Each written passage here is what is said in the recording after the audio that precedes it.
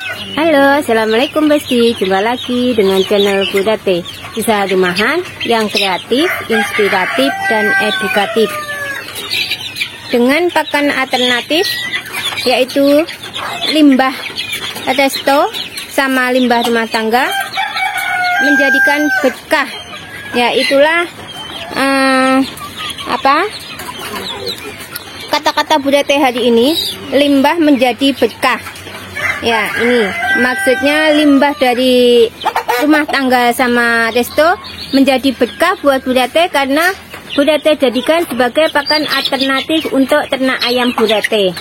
Ya, seperti inilah ayam-ayam Budate dengan lahapnya makan limbah dari resto. Yaitu ini tadi Budate kasih limbah nasi sisa untuk yang masih di kandang ini. Ini karena umurnya masih sekitar 1 bulanan. Ini masih Budate kasih pakan yang agak bagus, biarpun limbah, tapi limbah yang agak bagus, yaitu sisa nasi dari resto yang Budate campur dengan pakan alternatif limbah tepung chicken yang sudah difermentasi ini. Dan mereka lihat ini sangat lahap sekali untuk menyantapnya sarapan pagi mereka hari ini. Untuk sarapan pagi ternak ayam Budate emang limbah ya, limbah dari resto untuk sarapan paginya. Kalau untuk siangnya ini Budate kasih campuran azolla sama limbah tepung chicken juga sama nasi sisa yang sudah Budate keringkan. Itu menu harian ternak ayam Budate. Dan lihat, ini semua sangat lahap-lahap. Ini yang ada di kandang umbaran. Yang di sana juga ada banyak itu ayamnya. Kalau untuk yang di kandang umbaran ini limbah dari resto, tapi yang yang sisa orang makan itu. Jadi ada nasi, ada tulang belulang ayamnya, ada sayurannya. Ini Budate kasihkan untuk yang ayam umbaran. Tapi kalau untuk yang di kandang ini Budate spesialkan limbah yang nasi saja. Jadi nasi yang baru dimasak untuk dijual tapi tidak habis, jadi belum dikasihkan ke pelanggan. Yaitu ini untuk yang di kandang, jadi lebih spesial. Biarpun limbah dari resto, untuk yang di kandang ini lebih spesial makannya karena ini adalah ayam-ayam yang umurnya masih 1 bulanan. Kalau yang sudah dilihatkan baru limbah dari resto, yang limbahnya campuran semuanya. Jadi ada tulang belulang, ada sisa nasi, ada sayurannya. Itu untuk yang di kandang umbaran. Dan alhamdulillah dengan limbah dari resto ini menjadi berkah buat Budate karena ayam-ayam Budate ini semakin banyak tanpa mengeluarkan biaya yang banyak. Ya, itulah yang Budate masuk dengan limbah menjadi berkah. Jadi untuk teman-teman, untuk besti semua yang ingin beternak ayam agar mendapatkan keuntungan yang maksimal, kita harus pandai-pandai dalam menggunakan pakan yang kita gunakan. Jangan menggunakan 100% pakan pabrikan, itu akan sangat merugikan ya. Karena dengan pakan pabrikan yang harganya semakin mahal, itu akan mengeluarkan biaya yang sangat besar juga untuk ternak ayam kita. Makanya kita harus pandai menggunakan pakan alternatif agar biaya produksi ternak, yaitu yang paling banyak terdapat di pakannya sekitar 70-80% ya, itu bisa kita kurangi. Tapi untuk penggunaan pakan alternatif kita juga harus memperhitungkan itu ya, nutrisinya ya. Jadi kalau Budate di sini menggunakan pakan alternatif dari limbah resto ya, limbah resto berupa nasi sama limbah tepung chickennya itu. Jadi itu jelas mempunyai nutrisi yang sangat bagus ya. Selain karbohidrat juga ada lemaknya, juga ada proteinnya juga. Selain itu Budate juga menggunakan pakan alternatif azolla yang setiap hari Budate pergunakan, yang Budate budidaya sendiri. Kalau untuk azolla itu jelas nutrisi protein nabatinya juga sangat tinggi. Itu juga sudah teruji ya. Biarpun Bu Tete tidak tahu, itu sudah diuji oleh pakat-pakatnya. Dan Bu Tete alhamdulillah dengan menetapkannya itu terbukti juga. Ya, inilah ayam-ayam Bu Tete yang ada di kandang ini masih berumur sekitar 1 bulanan. Ya, ini kandangnya ini baru ya, bersih ya, alhamdulillah. Sekarang Bu Tete dapat bikin kandang baru ini untuk ayam-ayam Bu Tete agar nyaman dia. Karena ayam Bu Tete sekarang alhamdulillah semakin banyak, dari 25 indukan itu sekarang sudah menjadi ratusan yang ada di kandang luaran ini, yang sudah agak besar, yang siap dipanen, dan yang udah umur 2 bulan dan siap dipanen itu Bu Tete lihatkan ya, seperti ini. Ini situasi kandang umbatan Bu Tete. Yang di sana itu kandang indukan dan kandang untuk yang masih menetas juga ada di dalam. Dan ini kandang yang baru yang sebelumnya ada di depan. Bu Tete pindah ke sini biar perawatannya lebih mudah untuk ayam-ayam Bu Tete. Untuk kandang ini, oh ya, pasti dalam pembuatan kandang ya, harus memperhatikan sirkulasi udara juga ya, agar ayam-ayam kita sehat. Kita juga dalam membuat kandang itu harus memperhatikan beberapa aspek ya. Yang pertama itu harus memperhatikan sirkulasi udara.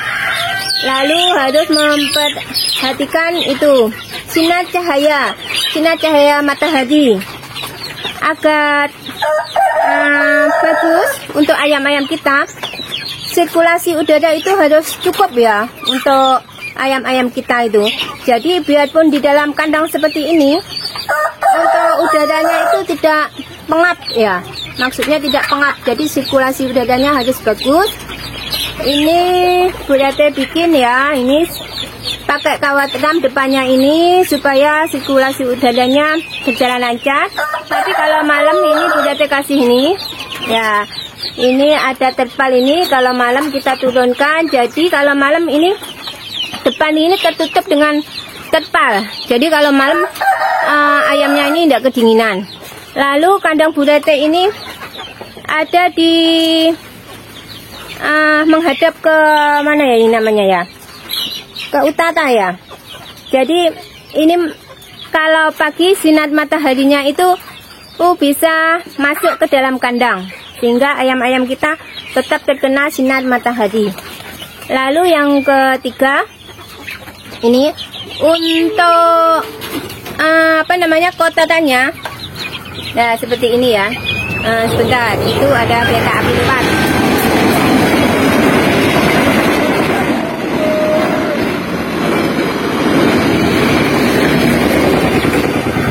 Untuk kotorannya itu jangan terlalu dekat dengan kandang ya. Seperti Bu Tete ini, Bu Tete bikin untuk kotorannya ini jaraknya ada sekitar 35 cm ya.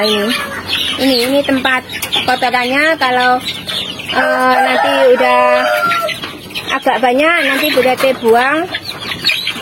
Jadi Bu Tete tidak memerlukan tenaga untuk membersihkan kotorannya tiap hari.